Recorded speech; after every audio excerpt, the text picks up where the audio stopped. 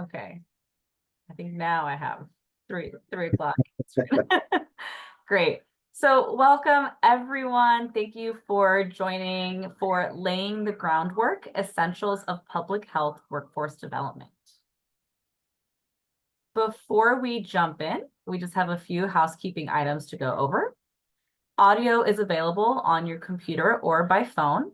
We kindly ask that you please keep yourself on mute when you are not speaking to avoid any background noise, but we do encourage you to keep your cameras on so that we can see your faces throughout this session.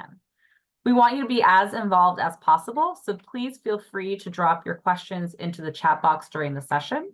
We will do our best to respond as we go. Plus, we've built in a dedicated Q&A time with presenters, so don't be shy. Go ahead and ask away. If you have any technical questions, please send a message in the chat to Nolan Gill or Jennifer Harmon, who will be our tech support for this session.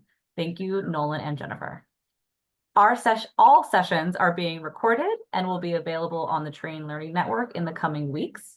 Once the recordings are live, all registered participants will receive an email with the details.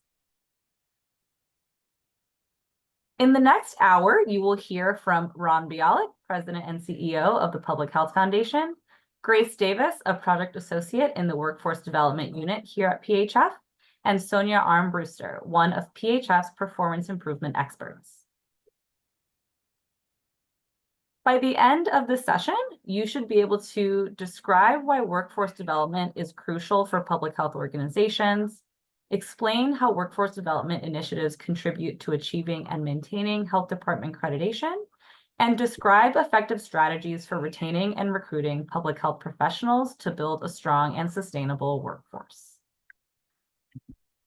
As you listen to this presentation, we'd like to invite you to identify at least one retention activity that you can advocate for or initiate within your organization in the next 3 months. So with that, I will now turn it over to our speakers to get started. Well, thank you so much, Mayella. And let me start us off here. As Mayella mentioned, I'm Ron Bialik, President and CEO of the Public Health Foundation. Next slide, please. So I'd like to take a moment to tell you a little bit about our organization, the Public Health Foundation. Our vision is to achieve equitable and optimal health and well-being for all. We work towards accomplishing this through our work to advance the public health workforce to achieve organizational excellence. We develop tools and resources and provide training and technical assistance to organizations in performance management, quality improvement, and workforce development. Next slide, please. So I told you a little bit about the Public Health Foundation. I'd like to learn a little bit about who is here with us today. So Mayella, can you go ahead and launch the poll? So please let us know which type of organization you are working in. We'll just give you a couple of moments here to complete the poll.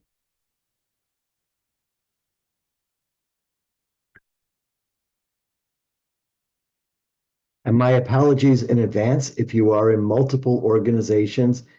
Unfortunately, we set this up, you can only choose one. So you don't have to choose the one which is your preferable organization. Okay, so we have a wide variety of participants, many from state and local. We have a few from tribal health agencies, some federal and academic institutions, and a few other there as well.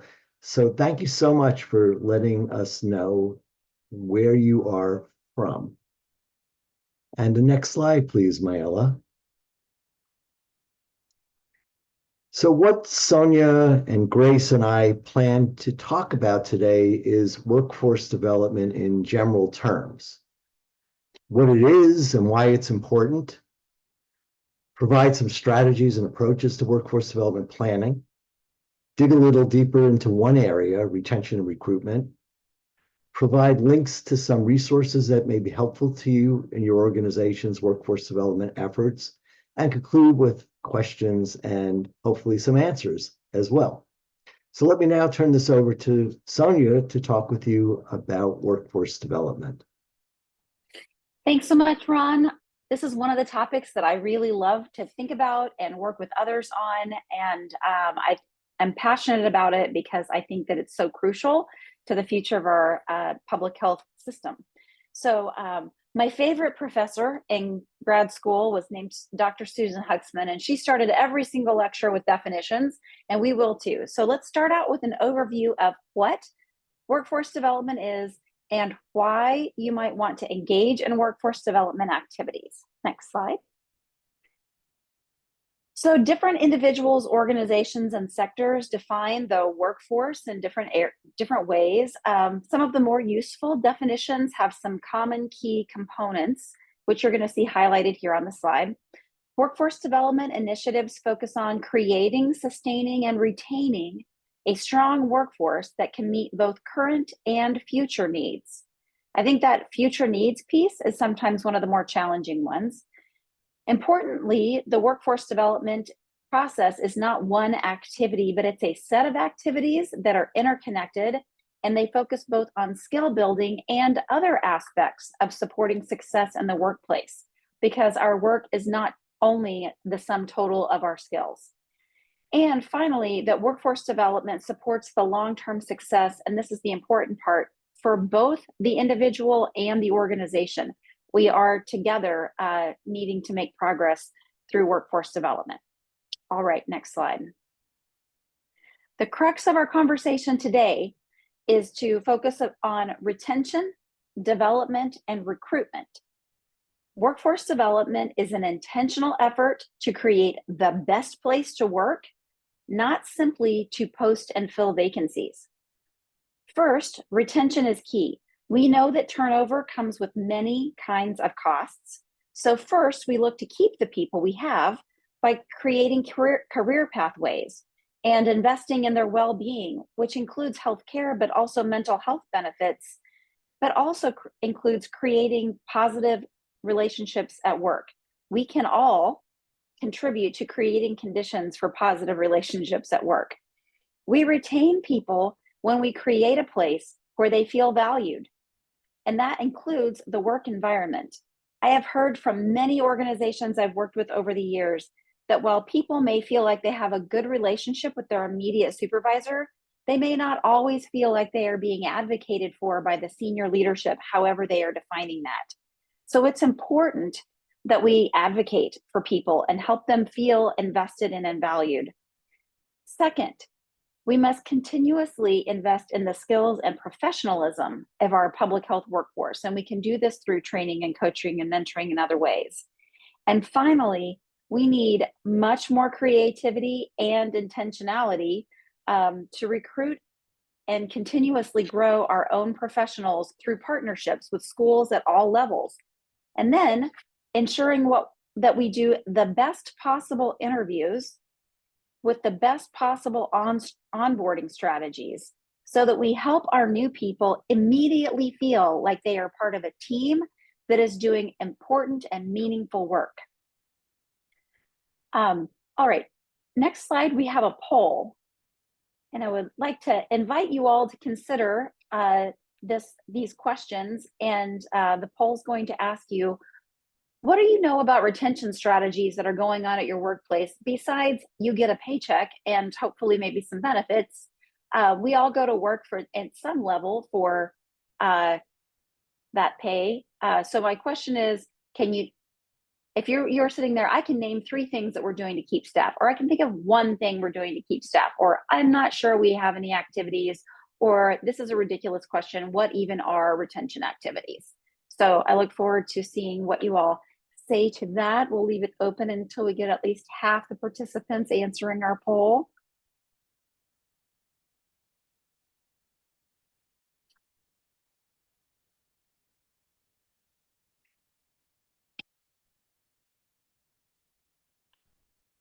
I'm going to reiterate the invitation you heard from Mayella about using the chat for any questions you have throughout this presentation. I'll be watching the chat for questions. I'm also going to invite you to share some wisdom in the chat. So, wow, a third of you can name at least 3 things your agency is actively doing to retain people. That's exciting. I hope that by the end of this presentation, you all will come up with some additional ideas if you can only name one or you're not aware of any that are happening in your agency. So thank you for participating and thinking about this work. This is where I want to tap your collective wisdom. Throughout the presentation, I want to invite the wisdom you share. If we were in person, you'd be sharing ideas with your table mates and that sort of thing. If you've got a retention activity that you are super proud of at your agency, please share it. I will be sharing a couple of examples at the end today, but I'd love to see the wisdom of the group because I know there are some activities happening in your agencies that we've never thought of. So please consider sharing your favorite retention or development or recruitment activities because we will all learn more from those polls in the chat. All right, next slide. All of these types of efforts that we do for workforce development contribute to ensuring that we have sufficient capacity, both in the numbers of people that we are attracting to our agency and the range of skills we need in our workforce. We are working to build the knowledge, skills, and competence and confidence in the workforce. We want a confident, competent team. We want to ensure that we have positive, supportive, and inclusive work environment. And hopefully, we're helping to retain those employees so that we ensure that the wisdom of the group is capitalized on, but also so that when employees change, you're not left with big skill gaps. All right, next slide. Whenever I'm embarking on a new or renewed project, I look to the evidence for the best available practices. So whether or not you are a public health agency that is accredited or pursuing accreditation, whether or not that's the case, these FAB standards are a helpful benchmark and guide to consider what should be included in a workforce development strategy without prescribing exactly how you get that done.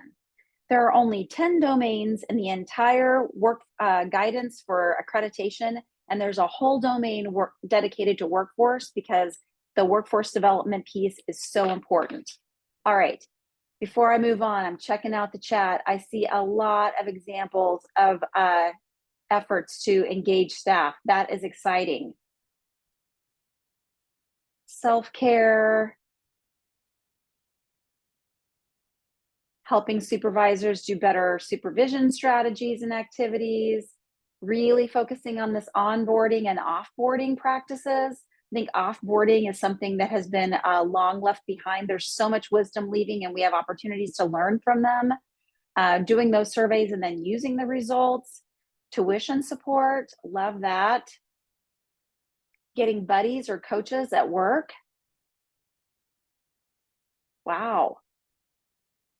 I hope you're finding at least one strategy from your colleagues. You're like, man, I'm going to advocate for that in my organization. These all sound like great ideas. Thank you for sharing your wisdom and continuing to do so. All right, I've just got 3 slides to talk about what FAB's offering for us for workforce development. So let's move on. What does FAB say? Next slide. What does FAB say about accreditation? And FAB says that health departments need to strategically support the development of a competent workforce to perform public health functions, that we need a multidisciplinary workforce, of course, that is matched with our specific community so that the health department is better able to address advancing equity issues. So we want our agency staff to look like the community we serve. And last, you'll see these same 3 buckets that I mentioned before. We've got to have recruitment, development, and retention activities that help align with the health department's strategic goals and mission. All right, next slide, please. Okay, so what do the FAB standards really say?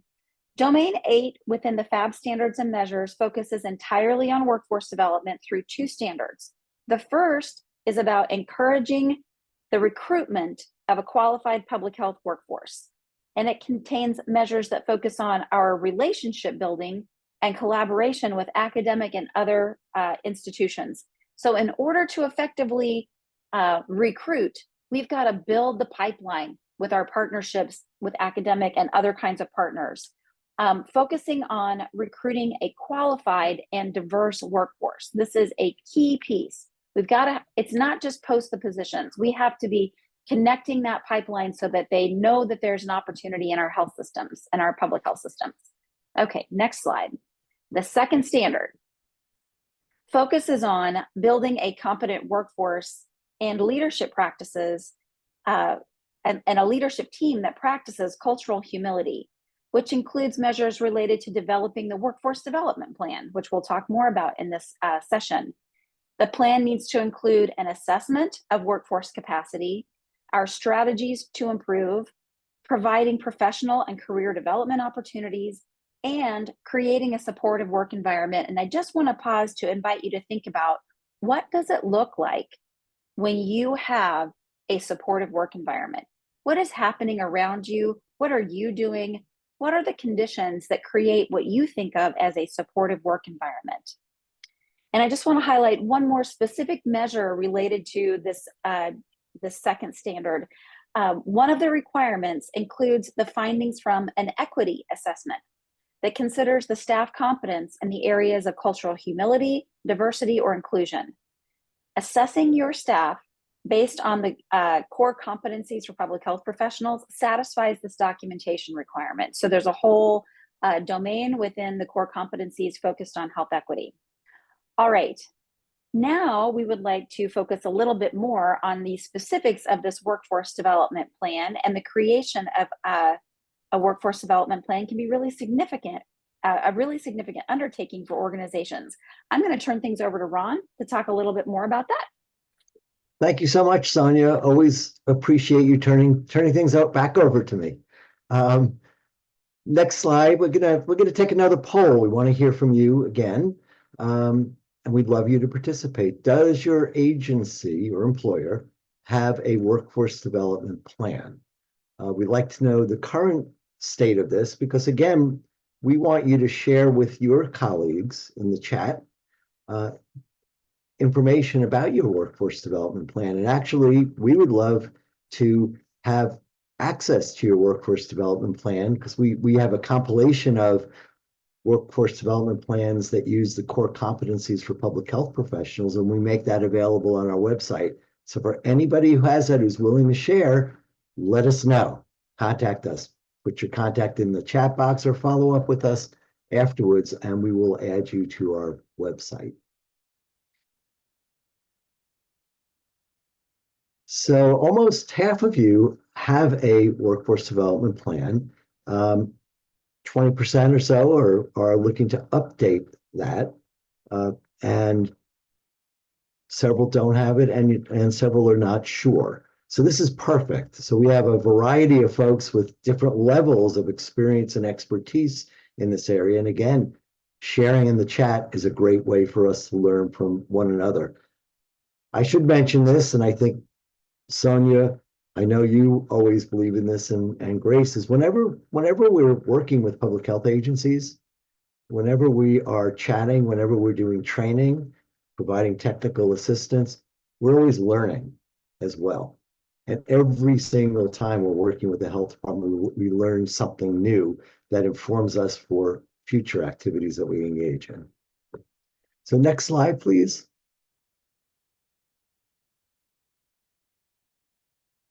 So whatever stage you may be in workforce development planning, there are components that the Public Health Accreditation Board requires and organizations have found useful to include in their workforce development plans. So I want to be clear on what I just said there. Yes, FAB requires these.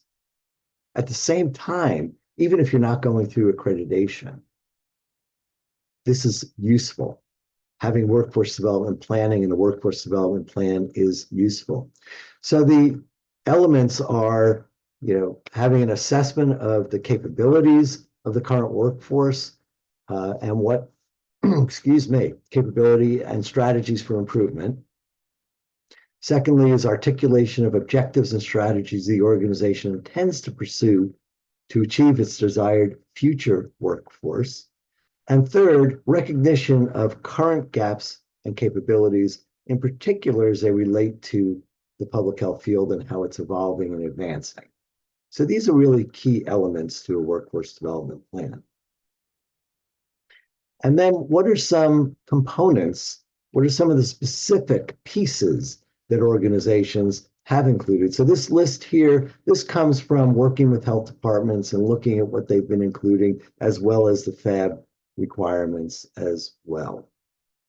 So you have everything from a description of the current workforce to relationships to the future to looking at retention and recruitment, IT support, et cetera, et cetera. Next slide, please. And here are some examples that come from your colleagues from their workforce development plan, some of the goals they've articulated.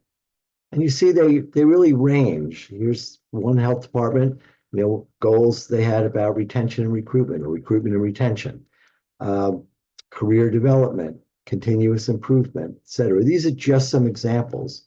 Now, again, in the spirit of sharing, for those of you who have developed workforce development plans, or even those who haven't, if you could share goals that you've included or goals you'd like to include in your workforce development plan. So please feel free to share those in the chat.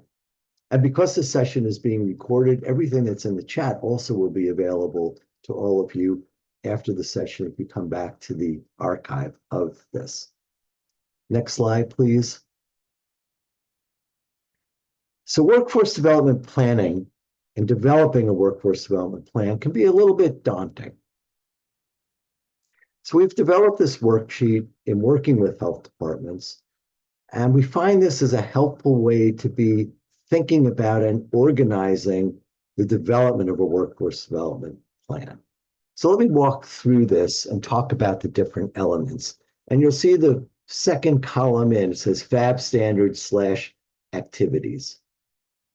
So again, whether or not you're going for accreditation, whether or you're a public health organization other than a health department, it can be useful to list measures and activities that you're looking to include within your workforce development plan.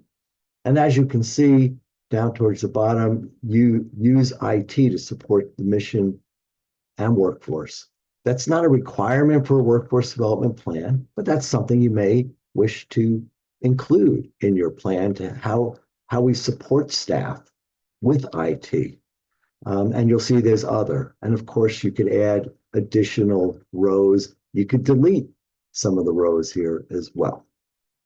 So the first step is, once you've identified the measures, the activities you'd like to pursue, the first step is, where are things today? What's the current state? So, address competency gaps. Our current state is, we did this 4 years ago, and we had a 20% response. That's our current state. Now, step 2, articulate, if you're going to do an activity, if you're going to address a measure, other than, well, it's required by FAB, what's the purpose? So why do you want to address competency gaps? Well, the purpose may be, we'd like to build skills and competence, and we'd like to provide professional development for our staff. What are we going to do? Where are we going to provide some training? How are we going to do that? We're going to do it through training that may be available through CDC Train or some other entity.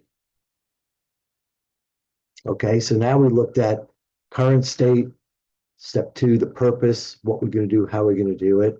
Then if you go all the way over to the left, you'll see step 3, driving and restraining forces. So before you actually begin pursuing something like this, it's good to think through what will help us get there and what may restrain us from getting there. So again, address competency gaps.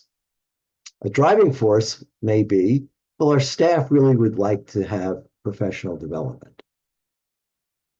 A restraining force, however, may be, you may recall I said 20% response rate 4 years ago. So a restraining force may be the survey wasn't maybe well designed. So maybe we need to think about redoing that survey. Step 4, pause. Take a deep breath. Before you actually plunge into it, do we have the bandwidth to do it? Do we have the expertise to do it?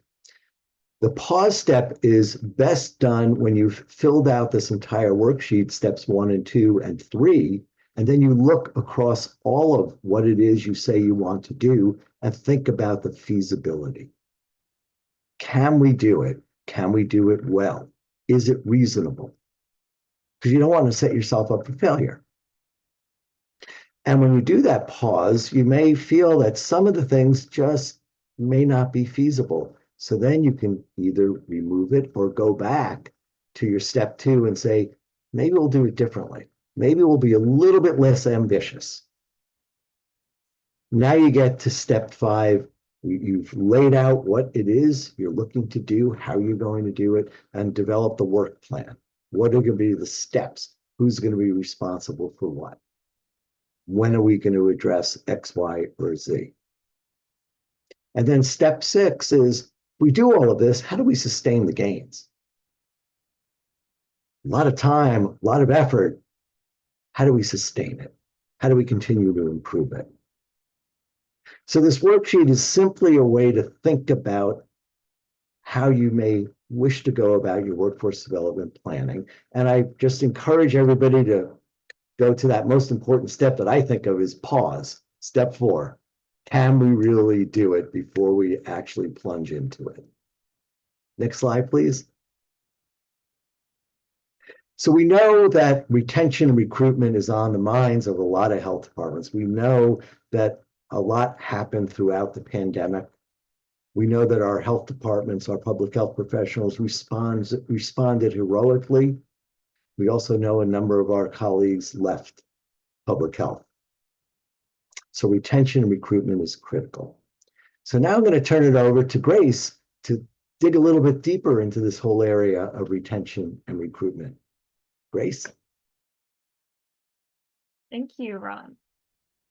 So like Ron said, now that we've heard a little bit about workforce development, about the process of workforce development planning, we're going to take a deep dive into retention and recruitment to talk about what we're seeing in the field and some examples of strategies that we can employ to address retention and recruitment issues and needs in your organization and the field more broadly.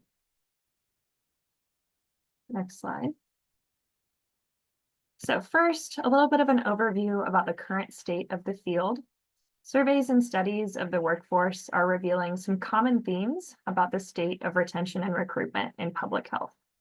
So here you can see some common reasons that people leave public health, including pay, which is important and something we're all working on to the best of our ability. However, often this isn't something we have much influence or control over. Also, work overload and burnout, lack of advancement opportunities, organizational culture, etc.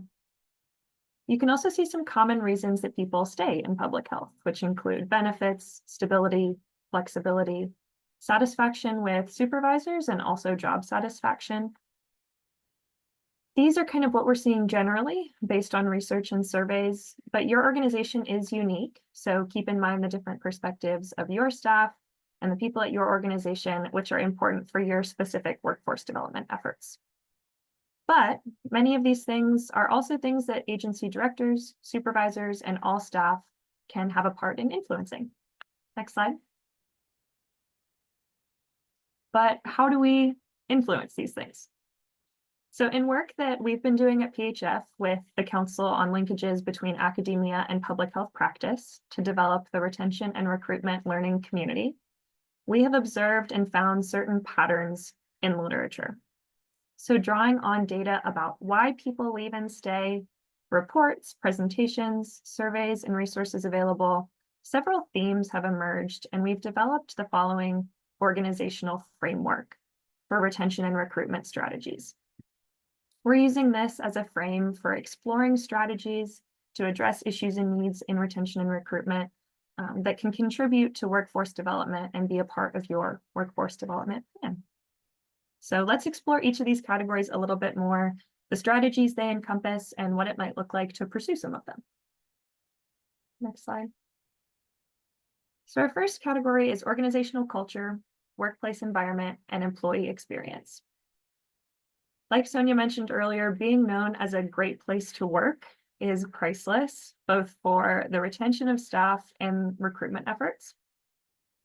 A big part of this is having and being able to clearly articulate the mission of your organization, which can be attractive to prospective candidates and also powerful for the people that work at your organization and the people you serve.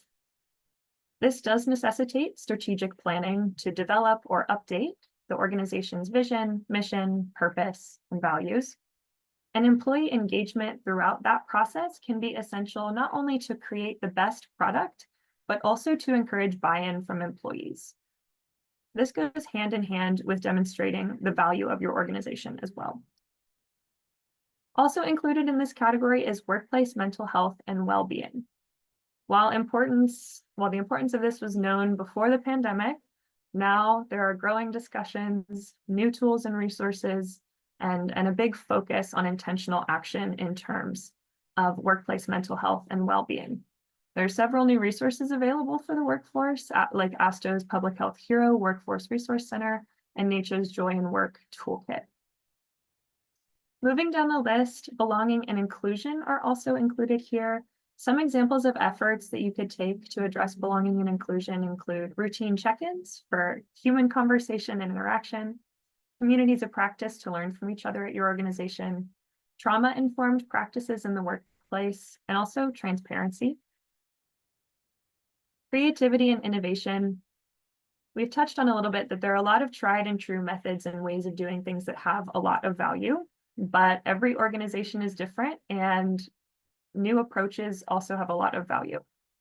This is not only about embracing new ideas, but also how to carry forward the wisdom that people have and the learned experiences that people have at an organization that could be helpful in the future. There's power in creating a culture that's open to mutual listening and mutual learning among employees and staff. Then autonomy. Research is showing that people sometimes choose public health because of the autonomy afforded to employees in many programs. So this is an attractive facet of an organization or a job description, and also modern data and computer systems, which help with efficiency and managing workloads. Next slide. So next category encompasses a lot. This one is professional development, including everything related to employee growth and training. The first thing here, which I've seen in the chat several times, which is really exciting, is competency frameworks. Competencies are a very important facet of professional development. These could include the core competencies for public health professionals, or also any discipline-specific competency set that may apply to your position or role. Organizations can use these competency sets as a basis for job descriptions, creating career ladders, workforce assessments, or prioritizing competencies needed in their organization. But they can also be used by individuals to create self-evaluations or reflection, or to design a career development plan, or maybe pick trainings that you feel you need to take to improve some competency that you want to improve in. Hand in hand with that is workforce assessment and planning. These are tasks for your agency, division, and/or program to take on to determine what staff need and how to best equip them to do so. Career ladders, which I also mentioned. In research, we've found that having the opportunity for advancement has a positive effect on retention. So simply something like creating a job classification series with different levels of a position, each with increasing expectations or responsibilities, can be a strong retention strategy for someone in a position. Individual development plans can serve a similar purpose and role. And then onboarding, which we mentioned briefly earlier, this is important both for when people move to a new role, program, or division within your organization, and when people are new to your agency. So it's always important when someone is filling a new position to focus on that onboarding practice. Training plans can also be a part of supervision and individual self-reflection and annual goal setting, so a way to improve skills. And we also have here stretch assignments and mentoring as means of professional development. Next slide. So our third category is human resource policies and processes. The first thing we really wanted to emphasize here is flexibility. This is key to the employee experience and can look like the ability to work remotely, which I saw someone mentioned as a retention strategy earlier, which has become huge, especially post-pandemic. Flexible schedules, and then programs that can make the life of employees a little bit easier. So programs like Infants at Work program. There are also some very desirable benefits that might not be hard or expensive to add to employee benefit plans, such as orthodontia, pet insurance, gym memberships or discounts, things like that that make you really competitive as an employer. And then finally, student loan forgiveness. Similarly to pay, this is something we continue to wish for and advocate for, so keep at it and do your best to utilize programs that are currently available. Next slide. Okay, so our next category is academic health department partnerships. I want to define AHD partnerships for those who might not know what they are or their purpose in workforce development. So when we talk about an academic health department partnership, we are referring to partnerships that have been built between health departments and academic institutions. These partnerships can take a variety of forms, but at their core, they are collaborative, mutually beneficial relationships that serve to strengthen and formalize the collaboration between organizations. They serve to create a relationship that's a more regular part of the day-to-day operations of the organizations involved. These partnerships can serve to strengthen connections between public health and academia as well, enhance capacity of both organizations or all organizations involved, and further the pipeline into governmental public health. Through the partnerships, organizations may engage collaboratively in providing education and training, both to students and the workforce. They may work together on joint research projects or jointly provide public health services. And there are lots of reasons. These included that organizations engage in AHD partnerships. We've highlighted a few more common ones are enhanced capacity to better address community health needs. And also a lot of AHD partnerships involve student training. We've heard from different organizations through things like internships and practicum experiences that also benefit the governmental organization involved. So I would also like to give everyone a poll if everyone is prepared to answer another one. So we just want to know a little bit about your involvement with AHD partnerships. So if you're participating in a partnership, thinking of developing one, or you're just hearing about it now for the first time, we would love to hear that. And I will share some ways to get involved or learn more about AHD partnerships too in just a minute.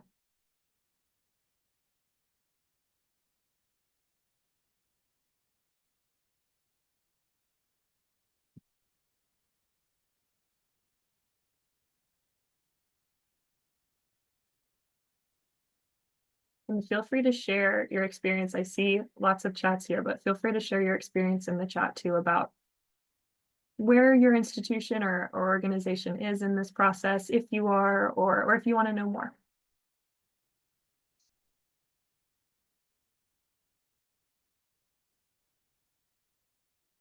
Great.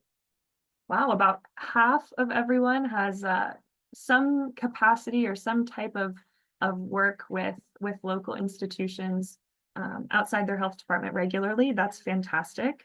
And then we have a good range, which is great. So about 30% don't know the status and 10% are part of an AHD partnership. So that's awesome. At any phase, this information can be useful, and there are different things you can pursue to strengthen that relationship, even if it's not a formal partnership. So thank you all. Okay, next slide. This is our last category. So I want to go into our final pillar, which is workforce pathways and recruitment.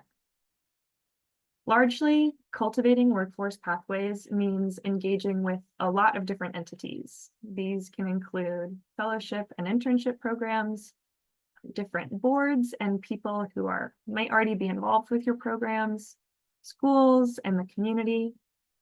But the big message here is to never miss an opportunity to use contact with people and organizations to mention hiring opportunities or opportunities to get involved, particularly with groups who you think might serve an organization well or have a particular interest in engaging. Recruitment is also part of this category.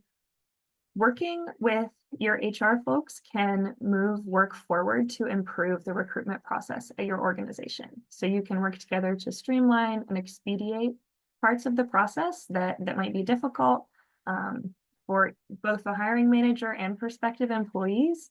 And the goal of that whole process of streamlining and improving that process is to make the whole practice as easy for hiring managers and for prospective employees as possible. Some other strategies for recruitment can include recruiting from other industries and places that might have untapped candidate pools. So other industries could be places where maybe you think people would be particularly interested in participating in public health and in what we have to offer. So maybe people with a public service motivation. And there are a couple of examples of places where you could recruit from on the screen. And then untapped candidate pools. This is kind of an outside of the box recruitment strategy. So maybe people we serve would be valuable to our organization, or people returning to work after some time off. So observing places where maybe aren't traditional routes of recruitment, but places where we could find people who would really contribute to our organizations positively. Next slide. So I want to return here for just a minute to Ron's Workforce Development Plan worksheet. So we just took a deep dive into the large topic that is retention and recruitment. But as you can see, looking through these measures and example activities, we've also hit a ton of other things by delving into that topic, addressing competency gaps, leadership management and staff development activities. We've hit a lot of these. So many of the activities that you do and the standards and measures can and do overlap, and that is a good thing. You'll find likely throughout your efforts in workforce development and in doing retention and recruitment that there will be other activities and strategies that will fall into more than one of these measures and activities, which is a good thing. Next slide. So before I finish, I just want to share a few resources for workforce development, just so we can explore some opportunities for information sharing and learning on both workforce development and retention and recruitment efforts. Next slide. So here at the top, we've linked the Public Health Foundation. So you can explore all of our workforce development resources and also all the things that we've mentioned today. I know a lot of them are in the chat, so feel free to go explore our website and look at the different resources that we have to offer. I also mentioned the Council on Linkages, which is a collaborative of national organizations that support public health workforce development. They have several initiatives, including the Academic Health Department Learning Community, Core Competencies for Public Health Professionals, and the Retention and Recruitment Learning Community. So you can engage with and explore all of these different initiatives to see ways that you could apply them to your workforce development planning. You can also join either of the learning communities to learn more about what people are doing in those areas now. So you're welcome to participate and join if you're just interested, or all the way to you're intimately involved with these processes of your organization. And then we also have the Train Learning Network, which you all used to register for this conference, so I hope you are familiar with it. But it has thousands of quality trainings and courses to facilitate learning for public health professionals and enhancing these competencies that we've talked about. And then finally, PHF provides performance improvement consulting services. And these can serve organizations in guiding them through the process of workforce development planning. So if that's something you think your organization might be interested in, please feel free to check it out and let us know, and we can answer any questions you might have. But those are just some resources. We'd be happy to answer questions, but I'm going to pass it back to Sonia to close us out. All right. Thank you so much, Grace and Ron, for setting us up for just a foundation of what are we talking about when we say we're working on workforce development. That's what we've been about. We would love to learn more from all of you. I am really enjoying, if you're not in the chat, I would invite you to go over and focus on what's happening in the chat right now. There's quite a bit going on. There have been some questions about academic health departments, and you may have seen that Mayella did a plug for the Friday afternoon session focused on academic health departments. So if this is an area that you're interested in exploring, we would love for you to join that conversation. There are some really tough questions from some of our colleagues that we know and from ones that we don't. So I appreciate those. How do we work with more than one organization, like more than one institution of higher learning, so that we build an equitable and fair academic health department? How do we work on making sure that our internships are paid so that we address equity issues? I know I did a long internship that wasn't paid. I'm sure several of you did as well. And that doesn't mean that because I did it, they should have to do it too. I would have loved to have been paid, and I would love it for us to be able to create more opportunities for that. I see some people are using some FIG dollars for that. That's exciting to see. So I'm seeing a lot of good information sharing going, and thank you, Marie, you're right. Keep those questions and ideas going. Some of the questions that you're asking right now are going to be fed to some panelists later this week who will be addressing some of these questions. So you are helping shape and create the system that we're building for this week of conference planning. So I love those questions. And I really appreciated you all sharing some of your examples of retention efforts in your workplace. What I'd like to do now is ask for some even more specific examples for you to share. So I'm watching for your questions, but I'm looking for some even more specific examples. As it relates to retention, we know that people want belonging and inclusion feeling. What are some activities that you're doing at your agencies to increase the sense of belonging and inclusion? And I'll share a couple of experiences that I'm having right now with the team that I'm on. I'm on a team that every Tuesday morning at 9 a.m. for 20 minutes, we have something we call a water cooler chat. And it's not required. Not everybody goes. Sometimes there's other important work happening and you can't go to water cooler chat. But if you do, hop on to this Teams meeting or Google meeting or whatever meeting platform. Everyone's just sharing about the concert they saw this weekend or some hobby they have, or hey, look at my kid doing this cute thing. The only thing that's not allowed is any talk about work. So the only purpose for this conversation is to get to know each other as humans a little bit more. And I'm telling you, sometimes I do a hybrid work environment. I'm alone in my office a lot. There's so much joy and positive energy that comes from hearing about the great work that people are doing that's not work. And it's 20 minutes, you know, it's not a long period of time. So that's one thing. I see another networking coffee club. I see, so that's exciting. It sounds very similar. Ooh, a book club. Wonder what kind of books you guys are reading. Maybe you'll answer that in the chat. You have a team that works on employee activities. Love that. Break room teams chat that's share non-work topics. It's the same concept. Love that. It's really fun to share what's happening in that world. Created a virtual warm welcome for new employees. Ooh, I think we might want to follow up with Kayla to find out more about what that looks like. What's involved, what's entailed with the warm welcome experience. Recognition for Employee of the Month chosen by their fellow peers. I remember one of my first job in public health, the organization I worked for had a peer recognition program. And I'm not a big fan of certificates, but the message that was written by my peer about how she noticed me doing a particular piece of work really, really touched me. And, you know, like last couple months ago, I attended her retirement party. I mean, it set us up for a years long, 20 plus years relationship. The opportunity to acknowledge other people brings you almost as much joy as being acknowledged, or maybe even more. It's a lot of fun to nominate people. Love seeing all these creative ideas that you're doing to create that feeling of belonging and inclusion. Sharing current joys. I love that.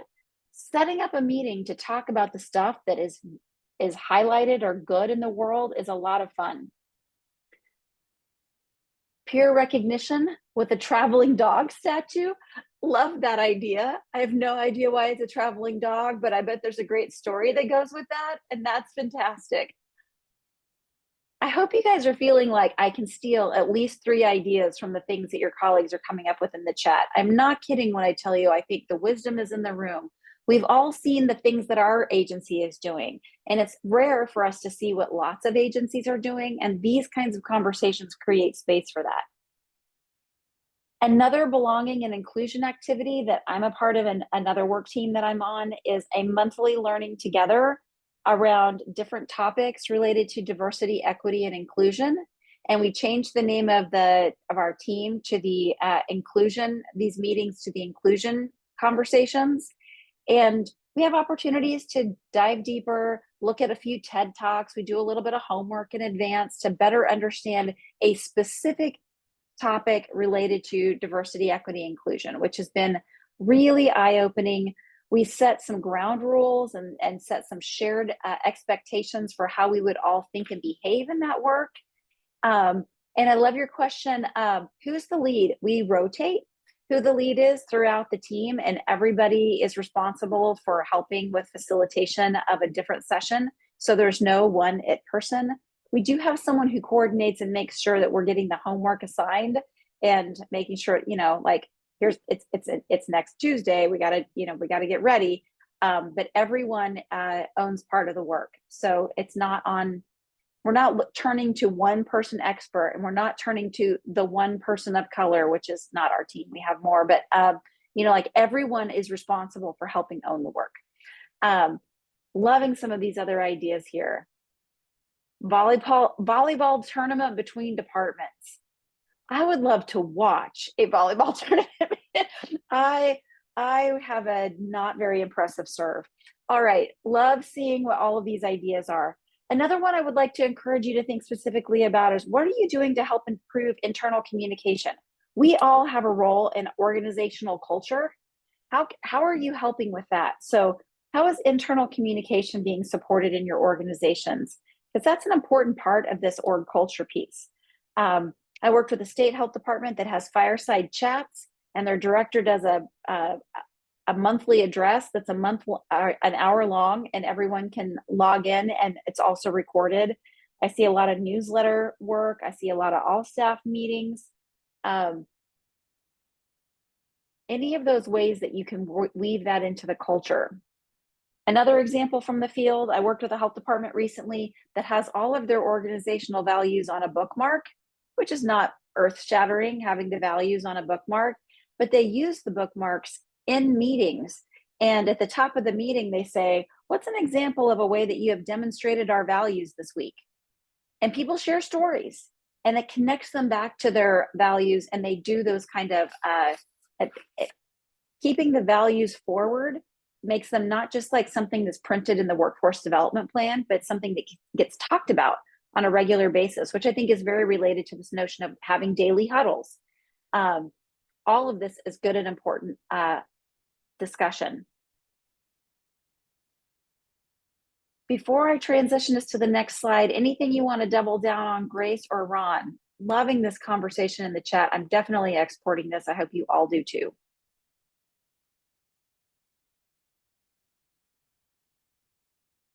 Sonia, if I may just chime in, one comment that was made during the last session, our opening session, was somebody put in the chat, it's great that people are talking about public health workforce development and recognizing its importance, and just seeing all of the ideas in the chat just further demonstrates that public health is doing a lot. Public health organizations and the people within the organizations are doing a lot to help us with the work environment, the retention, belonging, inclusion, which is so critical to all of our staff, morale, etc. It's wonderful to see.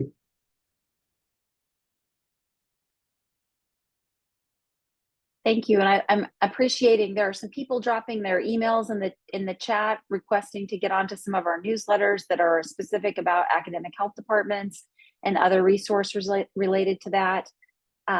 Loving seeing some of the details about the book clubs that are happening. There's a lot of really good and important work, and we're all learning from each other. Dodgeball tournament. Sorry, that's just funny to me. So not my jam, but I would love to watch other people on my teams participate in dodgeball.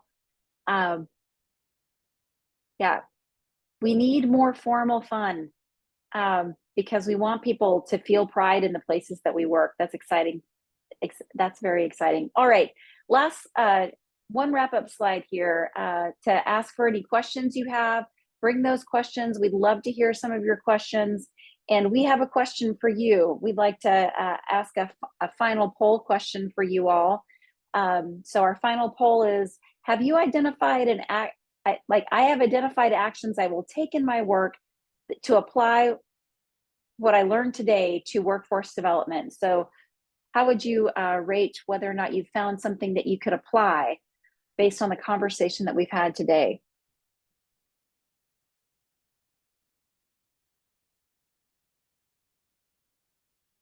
I believe we've been challenged to form a dodgeball tournament for the next PHF conference. And I'm so glad this is virtual. If there's virtual dodgeball, I'm totally in. That's very funny. Another request to learn more about academic. Another question about academic health department partnerships. And just a reminder, there's a deeper dive, just that session focused on opportunities for academic health departments later this week. So please check the schedule. It's Friday afternoon. You can learn more about that. That'll be exciting. Question for the people in this workshop. Do you guys all have workforce development committees that plan this fun stuff? Do you have a point person? It's funny to me where the fun person, like the responsibility for supporting fun moves like organizationally from person to person, right? My daughter is an assistant to a city manager in a local government, not the assistant city manager, assistant to, picture the office. That's her job. And HR used to be responsible for fun, but it's just not as much fun as it might be. So she's younger and fun, and so they're asking her to do it. It definitely rarely falls into someone's formal job description. So we look for lots of different ways to do that. Lots of people sharing some examples. A question was lifted up again. How do we prepare organizations to have employees trained in workforce development to efficiently function to strengthen the public health workforce? Yeah, that's tough.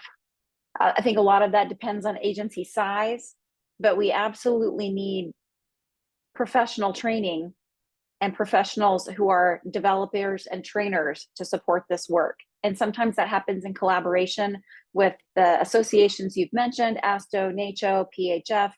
I'll offer the opportunity to respond to anyone else. That was a good question. People answering too in the chat.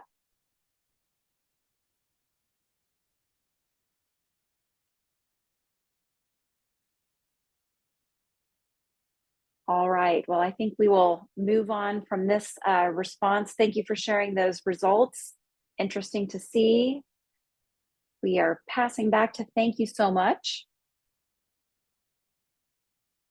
And I'm not trying to plug a book, but since people were asking so much about academic health departments, I put in the chat the book that Bill Keck, Kathleen Amos, and I just published last month on academic health department partnerships, with some case studies and looking at things from the perspective of an academic institution, looking at things from the perspective of a practice institution, practice organization / health department. And folks, please follow up with us. You know, we love to chat more about this whole area of public health workforce development, planning, development, academic health department partnerships, retention, recruitment, et cetera, et cetera. We sort of live and breathe it. I'm glad nobody asked me what I do for fun, because my COO will say, I go to the beach with public health journals. Now I just don't go to the beach. Mayella, back to you, I Yeah. think. Yes, wonderful. So thank you so much, Ron, Grace, and Sonia, for a wonderful session. And thank you for everyone's active participation in this session. We really appreciate your engagement. So with that, this is the end of the first day of the 2024 Public Health Learning Forum. We would love for you all to join us again tomorrow we have 2 sessions. The next session coming up will be at 1 p.m. Eastern Time tomorrow. Culture Catalysts, Transforming Tribal Public Health through Core Values and Staff Development. And then at 3 p.m. Eastern, we will have Now What? Tools to Use Moving from Workforce Assessment to Strategic Decision Making. So just a quick reminder, you will need to log back into the Train Learning Network conference page to access the Zoom links for the next session, for tomorrow's sessions. The links will be available 30 minutes before each session. So thank you all so much, and we look forward to seeing you tomorrow. Thank you. Thanks.